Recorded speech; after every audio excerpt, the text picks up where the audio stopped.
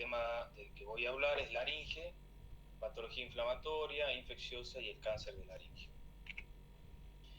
Bien, los objetivos que me he propuesto para esta charla son repasar la anatomía de la laringe, reconocer las principales patologías que afectan a la laringe e identificar los hallazgos en imágenes de las patologías laringes.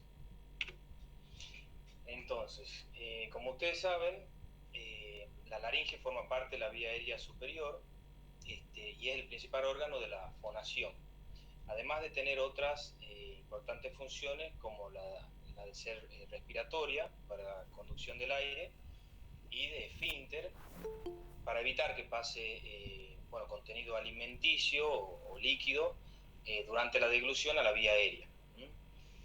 Es un órgano tubular, hueco, simétrico, que está en el espacio visceral de la región infraioidea, en el espacio cervical anterior. Está a la altura entre la altura de C3 y C6. Bien, en cuanto a su configuración interna, se reconocen tres regiones: de superior e inferior, la supraglotis, la glotis y la subglotis, ¿bien? Que quedan delimitadas por las cuerdas vocales. Acá ya se alcanzan a ver, esta es la cuerda vocal superior o falsa, y esta es la cuerda vocal inferior o verdadera. Y en el medio de ellas un repliegue que es el ventrículo laringio, que ya lo vamos a ver también en otros cortes con más detalle. Entonces, por arriba de la cara superior de la cuerda vocal superior y hacia la epiglotis, todo esto es la supraglotis, o también se llama vestíbulo laringio. Y por debajo de la cara inferior de la cuerda vocal verdadera, hacia la tráquea es la subglotis. Bueno, ¿qué más? Bueno, acá tenemos un corte coronal en resonancia magnética en un T2, y a la derecha un esquema también en un corte coronal para ver mejor, esta región de la glotis. Entonces tenemos la cuerda vocal superior o falsa, que son repliegues músculo-membranosos, y la superior se llama falsa justamente porque tiene mayor componente adiposo, graso, mientras que la inferior tiene mayor componente muscular, ¿bien? Y esta es la que participa en la fonación. Tiene el músculo cricotiroideo, que es el que las mantiene erguidas y el que las moviliza a las cuerdas vocales. Entonces en la imagen ya de resonancia vemos acá la cuerda vocal superior o falsa. Ven que tiene una señal de intensidad más intermedia, y de hecho hay zonas donde son hiperintensas, que es la grasa, ¿eh? Acá el tejido celular subcutáneo, acá lo mismo de grasa. Mientras que la inferior ya se vuelve más hipointensa, porque pero tiene los vientres musculares, lo mismo que el músculo, ¿no es cierto? Bueno, y en el medio de las dos está este receso, que es el ventrículo laringio, o también se llama ventrículo de Morgani.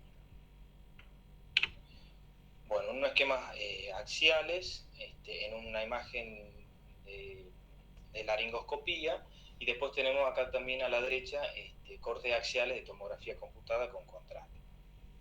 Entonces, en la glotis se distingue una glotis anterior o vocal, que es la que participa en la fonación, y una glotis posterior o aerífera, que es más bien para el pasaje del aire.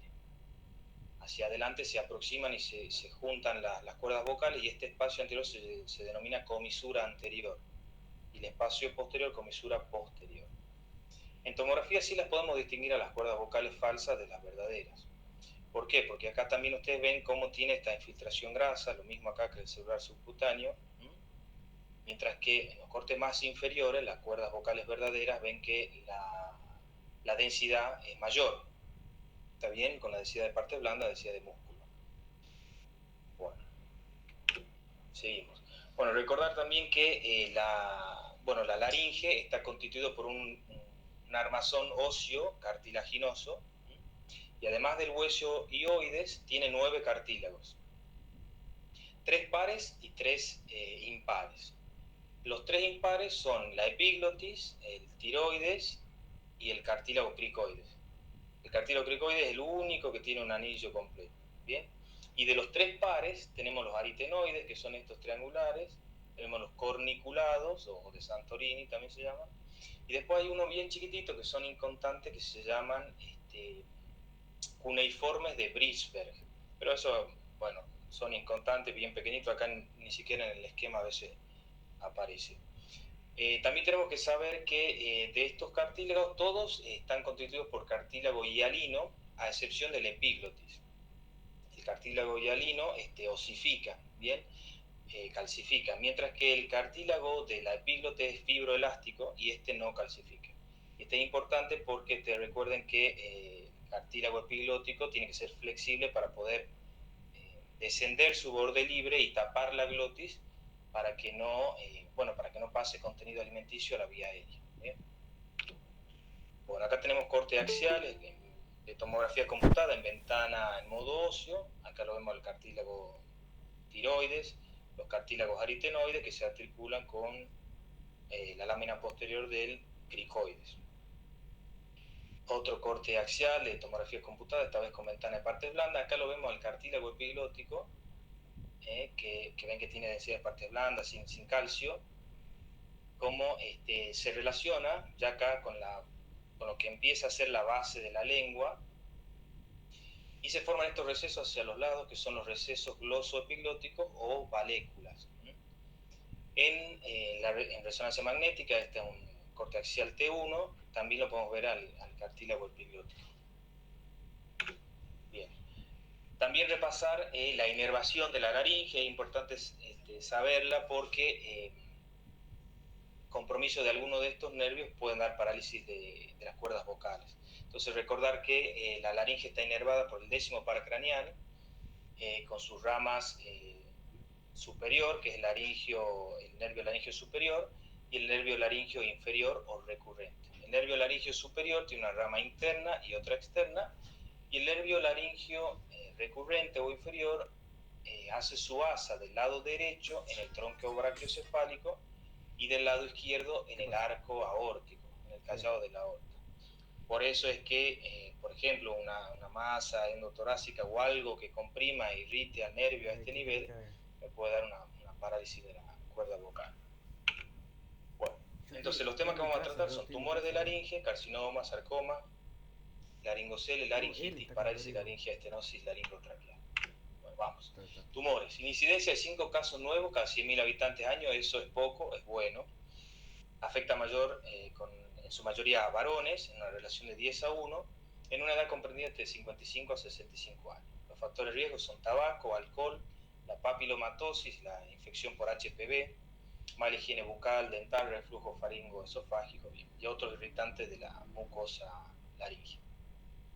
Macroscópicamente pueden ser vegetantes, exofíticos, ulcerados, infiltrantes, y microscópicamente el 95% de los casos son carcinomas epidermoides.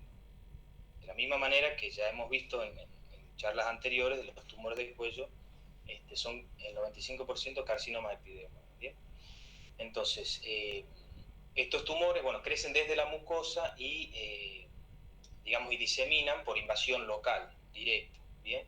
Después también hay metástasis en ganglios linfáticos del cuello, y menos frecuentemente hematógenas, puede ser a pulmón, a hueso, a hígado. ¿Bien? El tratamiento de estos cánceres, de estos tumores, es quirúrgico, también se puede apoyarse en la radioterapia y la quimioterapia, y en el caso de ser quirúrgico, dependiendo del tamaño, podrá ser un abordaje endoscópico o por vía cervical con laringectomías parciales o totales.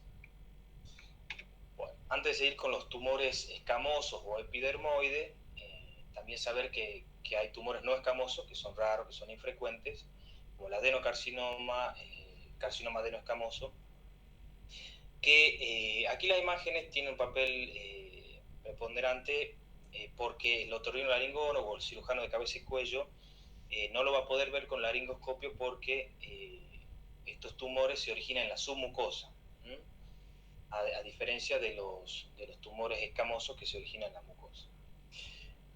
Otros tumores no escamosos son los sarcomas, en este caso el condrosarcoma, que es más frecuente en hombres en la 6ª y 7ª década de la vida, y afectando con mayor frecuencia al cartílago cricoides, como vemos en la imagen de arriba a la derecha, donde hay una formación lesional, expansiva, infiltra y que depende del cartílago cricoides. Y la imagen de abajo es de un condrosarcoma dependiente del cartílago tiroides. ¿Bien? Bueno, ahora sí vamos con los tumores escamosos. El carcinoma de supraglotis representa el 30% de los cánceres laringios. Suelen ser asintomáticos y cuando dan síntomas, tienen síntomas inespecíficos como carraspeo, tos irritativa, odinofagia, sensación de cuerpo extraño. En un 35% de los casos presenta adenopatías al momento del diagnóstico. De hecho, muchas veces el paciente acude a la consulta porque se palpa una tumoración en el cuello que no es más que una adenomegalia. Bien, por lo general son los más indiferenciados, con lo cual son de peor pronóstico. Bien, los supraglotis tienen peor pronóstico que los subglóticos o los glóticos.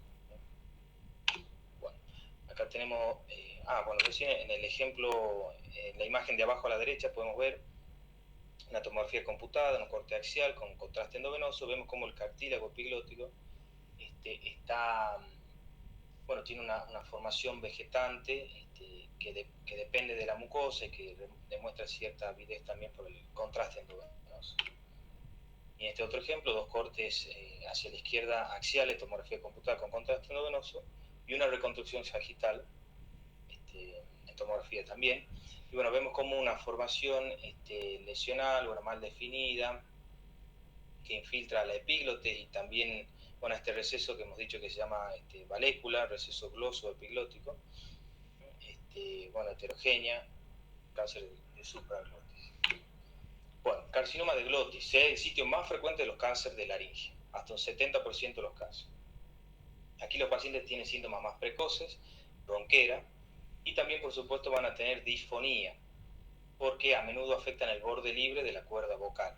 Bien, el sitio más frecuente en la glotis es la glotis vocal anterior. Recuerden, y después la glotis posterior o aerífera es menos frecuente. En el caso que afecte la glotis vocal, como en este caso que es una imagen de laringoscopía, crece desde el borde libre de la cuerda vocal, se dirige hacia la comisura anterior y luego ya pasa hacia la cuerda vocal contralateral y por último asciende por el ventrículo laringio. A este nivel están las cuerdas vocales verdaderas, el ventrículo laringio y las cuerdas vocales falsas. Bueno, en la glotis no hay tejido linfoide, por eso son infrecuentes las adenopatías a nivel cuando el cáncer es en la glotis. Bien. Acá tenemos dos ejemplos. A la izquierda una tomografía computada, un corte axial con refuerzo endovenoso. Y vemos toda esta formación lesional que también demuestra avidez por el contraste endovenoso, que depende de la cuerda vocal del lado derecho, a la cual deforma, y también vemos cómo achica la comisura anterior. Y en la imagen de la derecha, una formación lesional de mayor extensión, heterogénea, mal definida, que esta vez está tomando al cartílago tiroides.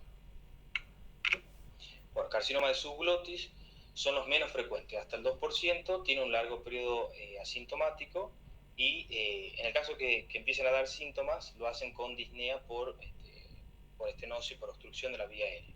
Aquí vuelven a ser frecuentes las metástasis ganglionares hasta un 30%.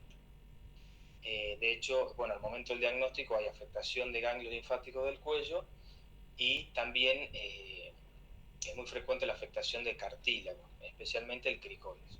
Como en este caso, esta imagen de abajo a la derecha, un corte axial de tomografía computada con contraste endovenoso, vemos esta formación lesional, vegetante, exofítica, que depende de la mucosa de la subglotis y que está invadiendo al cartílago cricoides.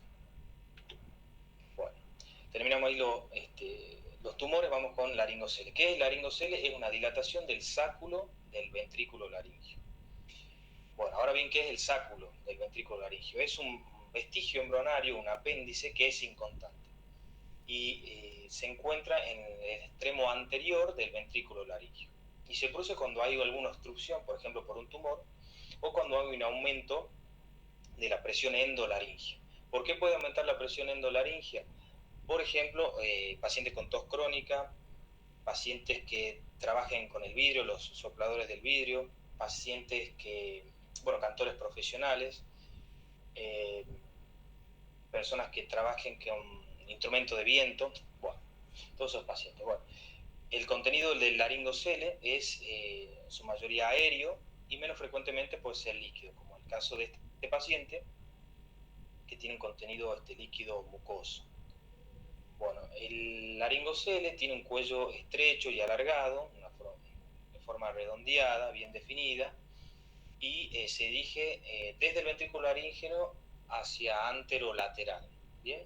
Pueden ser internos o externos, y dependiendo si rebasan o no la membrana tiroidea, que es esta que está acá. Entonces acá tenemos el cartílago tiroides, el hueso ioides, tenemos la membrana tiroidea. Entonces, como ustedes pueden ver acá, este laringocele atraviesa, rebasa la membrana tiroidea, por lo cual este es externo. Si el laringocele terminara acá antes, sería un laringocele interno. Acá también la tiene la membrana arriba. Bueno, entonces este que está abajo también, acá tenemos el hueso ioides, el cartílago tiroides está a este nivel, y acá debería estar la membrana, que no está, y está el laringocele. Bueno, este otro laringocele, otro ejemplo, un corte axial, una reconstrucción coronal y un volumen rendering. Este ya tiene contenido aéreo, y vemos como acá el hueso ioides, el cartílago tiroides, y a este nivel debería estar la membrana tiroidea, que no está, por lo cual este es un laringocele externo. Bien. Tema siguiente, laringitis. Lo que son las laringitis son causas inflamatorias / infecciosas de estridor, y que se producen por edema mucoso de la laringe. Entonces, la epiglotitis, o mejor dicho, supraglotitis, es una infección producida por el hemófilo influencial tipo B, una bacteria, mientras que la laringotraqueobronquitis, o CRUP, es producida por un virus, el parainfluencia. Ha disminuido un montón la incidencia de la epiglotitis, hasta un 90%, producto de la vacuna, que ustedes recuerdan, la cuádruple o quíntuple contra la difteria, el tétanos, el pertussis y el hemófilos tipo B. Y si se suma la quinta, que es la antihepatitis B. Wow. ¿Cuáles son los grupos etarios afectados? En la epiglotitis o supraglotitis, de 2 a 6 años. En el CRUP, menores de 3 años. En la epiglotitis o supraglotitis, el inicio es súbito, es rápido, es en horas. El paciente tiene disfagia o dinofagia severa y tiene babeo, marcado babeo. No tiene tos, tampoco tiene tos. A diferencia de la laringotraqueobronquitis, que el inicio es lento, es en días, tiene una tos característica que es la tos perruna o tos en ladrido. Bueno, no tiene babeo ni disfagia, ¿bien? Bueno, al paciente que tenga o sospecha de epiglotitis, es un paciente que tiene que ir al sanatorio, al hospital, hay que, digamos, llamar al pediatra, al otorrino, al anestesista, hay que asegurar la vía aérea, ¿bien? Hay que, con anestesia, intubar, ¿bien? Intubación endotraqueal. Y después, bueno, sí pasar antibiótico. En cambio, en la laringotraqueobronquitis, en el CRUP, es una patología que puede tratarse en la comunidad, digamos, a lo sumo requerir nebulización. Bien, hay 2 signos radiológicos que nos permiten y que nos ayudan como apoyo diagnóstico. En la epiglotitis está el signo de la huella digital, y en el CRUP está el signo del lápiz. Entonces, el signo de la huella digital para la epiglotitis es que acá nos permite ver a la epiglotis, que está aumentada de tamaño, edematosa, tumefacta, redondeada, remedando un dedo pulgar, también se llama signo del dedo pulgar, o signo de la huella digital. Para el caso del CRUP o la laringotraqueitis, tenemos el signo del lápiz, o también lo pueden encontrar como el signo del campanario, que vemos como la columna de aires de la tráquea se va afinando bilateralmente hasta llegar a la glotis. ¿Bien? Bueno. Siguiente tema, parálisis de la cuerda vocal. La parálisis de la cuerda vocal se produce por la lesión del nervio laringio recurrente o laringio inferior, y puede verse en muchas causas, entre ellas la iatrogénica, por una cirugía tiroidea, esofágica, de columna cervical. Puede verse un tumor primario de cuello, de laringe, puede verse un tumor en pulmón, puede verse a una mediastinitis fibrosante, a un aneurisma de aorta, bocio endotoráxico. Bueno, hay muchas causas, que siempre y cuando haya una masa o una lesión que comprima e irrite al nervio laringio recurrente. ¿Qué es lo que vamos a encontrar nosotros en imágenes?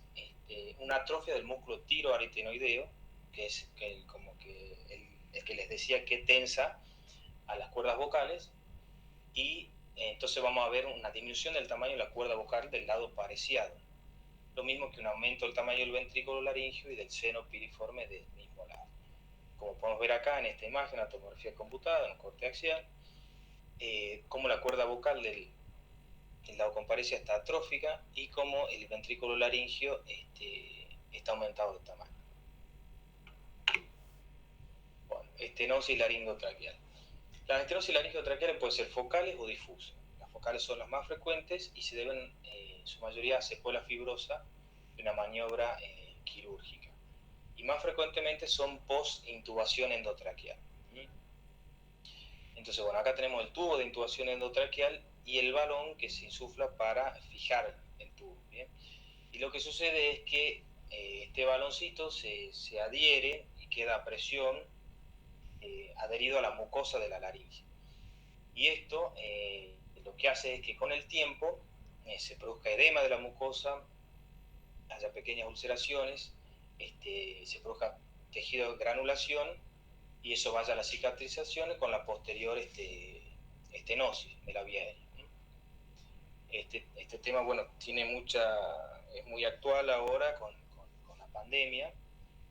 Todas las unidades de cuidado intensivo lo tienen en cuenta, y las medidas preventivas que se toman para evitar estas complicaciones son una buena técnica para intubar, no insuflar el balón más de 20 milímetros de mercurio y dar administración antirreflujo. Y en el caso que el paciente requiera una intubación prolongada, más de 7 días, ya se convierte la intubación en una traqueotomía. ¿Bien? Bueno, acá tenemos en esta reconstrucción 3D, vemos cómo también está estenosada la vía aérea a este nivel, el producto donde estaba el balón, ¿no es cierto? Esto es una complicación post-intubación. Y en las imágenes de abajo tenemos un MINIP en una reconstrucción sagital y un volumen rendering.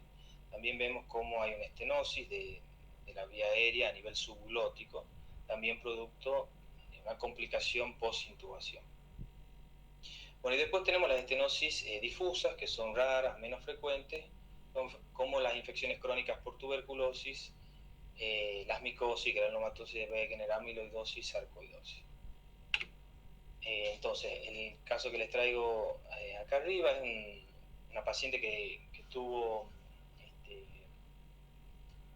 estaba embarazada, que consulta por odinofagia, por tos seca, disfonía y adelgazamiento.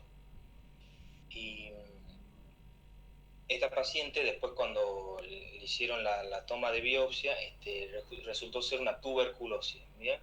La tuberculosis laringia es poco frecuente, pero bueno, produce estas lesiones granulomatosas, ulceradas, edemas de la mucosa, acá se pueden ver, esta es una imagen en la laringoscopía, y la imagen de abajo es una resonancia magnética en un corte axial, T1, luego de la administración de contraste endovenoso, y es el de un paciente con amiloidosis. Bien, como ustedes saben, la amiloidosis encontramos depósitos de material amiloide, en este caso en la submucosa, y vemos como a nivel glótico tenemos esta masa que toma contraste y cómo va estrechando la luz de la laringe. ¿Bien? Bueno, ¿y qué más? Bueno, ahí está la bibliografía y nada más. Muchas gracias.